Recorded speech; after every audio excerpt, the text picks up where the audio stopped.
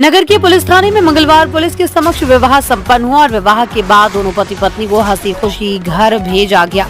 SI Sonam Sahu ने बताया कि 1 जुलाई को आवेदिका मेरुपति स्वर्गीय राजकुमार लिखित कर उम्र 32 वर्षीय निवासी सोनोली ने थाना उपस्थित आकर मौखिक शिकायत की कि अनावेदक सतीश सोनारी ने करीब 1 साल पहले शिव मंदिर सोनोली रोड में मांग भरकर एक मंगलसूत्र पहनाकर आवेदिका से शादी कर ली, लेकिन किसी को भी कुछ बताने से मना किया था।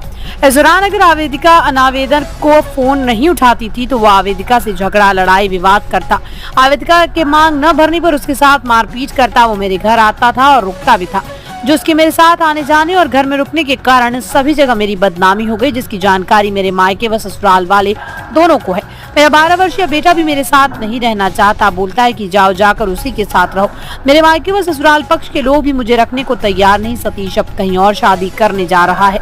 मैं मायके ससुराल कहीं की नहीं रही। अब अगर सतीश भी मुझे नहीं रखेगा तो मेरे पास कोई आसरा नहीं। मैं चाहती हूँ कि सतीश को समझाया जाए कि वो मुझे साथ रखे। इस दौरान आवेदिका ने यह भी बताया कि उसने 28 मार्च को आवेदक सतीश द्वारा उसके साथ मारपीट करने एवं गाली गलौज कर जान से मारने की धमकी देने संबंधी शिकायत थाने पर की थी।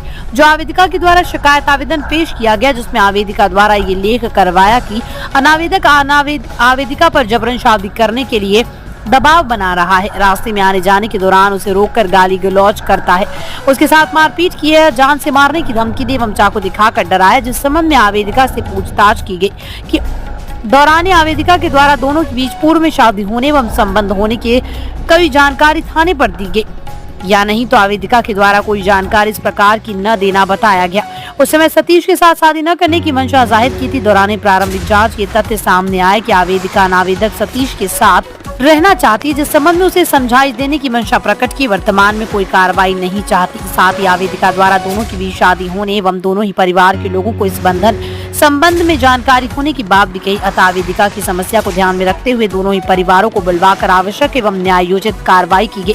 पुलिस थाने में ही परिजनों को बुलाकर माला पहनाकर शादी करवाई गई। इस दौरान पुलिसकर्मी उपस्थित रहे। दोनों को एक साथ हंसी खुशी विदा किया गया। मैम, ये क्या मामला था? किस संबंध में ये लोग आए थे और क्या कार्रवाई पुलिस ने की है? ये जो लड़की है हमारे पास आई थी, मीरू का कहना था कि मैं पिछले 2 वर्षों से चौथिया के रहने वाले सतीश को जानती हूँ और हम लोगों के बीच में प्रेम संबंध थे। इस दौरान करीब 1.5 वर्ष पहले हम दोनों ने गुप्त रूप से मंदिर में शादी भी कर ली थी, लेकिन अभी जो सतीश है वो मुझे रख नहीं रहा है और बोल रहा है कि मैं किसी और लड़की से शादी करूँगा।